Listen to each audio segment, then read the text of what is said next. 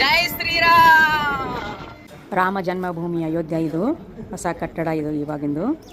ಮೂಲತಃ ಇದು ಹಳಿ ಕಟ್ಟಡವಿತ್ತು ಹಾಗೂ 2 ಬಾಬರಿ ಮಸೀದಿ ಹಾಗೂ ರಾಮ ಮಂದಿರ ಹತ್ತಿರದಲ್ಲಿದ್ದು 1992 ಮಸೀದಿ ಧ್ವಂಸಗೊಂಡಿತ್ತು. ಈ ವಿಷಯದ ಬಗ್ಗೆ ಹಲವಾರು ವರ್ಷ ಕಾನೂನು ಹೋರಾಟ ನಡೆಸಿತು. ಕೊನೆಗೆ 2019ರಲ್ಲಿ ಸುಪ್ರೀಂ ಕೋರ್ಟು ದೇವಾಲಯವನ್ನು ಕಟ್ಟಿಸರೆಂದು ಆದೇಶವನ್ನು ಹೊರಡಿಸಿತು.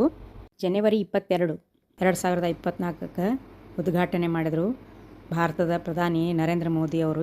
ಅತಿ ಸುಂದರ ಭವ್ಯವಾದ ಕಟ್ಟಡ ಹಾಗೂ ಮುದ್ದು ಮುಖದ ರಾಮಲಲ್ಲಾನ ಮೂರ್ತಿ ಹಾಗೂ ಪಟ್ಟಾಭಿರಾಮನ ಮೂರ್ತಿ ಕೂಡ ಇಲ್ಲಿ ಸ್ಥಾಪನೆಗೊಂಡಿತ್ತು. ನಿಜವಾಗ್ಲೂ ನಾವು ಭಾರತೀಯರು ಭಾಗ್ಯವಂತರು ಅಂತ ಹೇಳಕ್ಕೆ ಇಷ್ಟಪಡ್ತದೆ. ಯಾಕಂದರೆ ರಾಮರಾಜ್ಯ ಇದು ಬಹಳ ಭವ್ಯವಾದ ಕಟ್ಟಡ. ನಮ್ಗೆ ಅವತ್ತಿನ ದಿವಸ ಬೆಳಗಿನ ಆರತಿ ಕೂಡ ಸಿಕ್ತು. ಹಾಗೆ ಅಲ್ಲಿ ಅವತ್ತಿನ ದಿವಸ ಬೆಳಗ್ಗೆ ನೈವೇದ್ಯ ತೋರಿಸಿದಂತಹ ನೈವೇದ್ಯ ಕೂಡ ನಮಗೆ ಖೀರು ನೈವೇದ್ಯ ಮಾಡಿದ್ರು, ಅದು ಕೂಡ ನಮಗೆ ಸಿಕ್ತು. ನಾವು ಪುಣ್ಯವಂತರೆಂದು ಭಾಳ ಖುಷಿ ಆಯಿತು, ಆನಂದ ಆಯಿತು.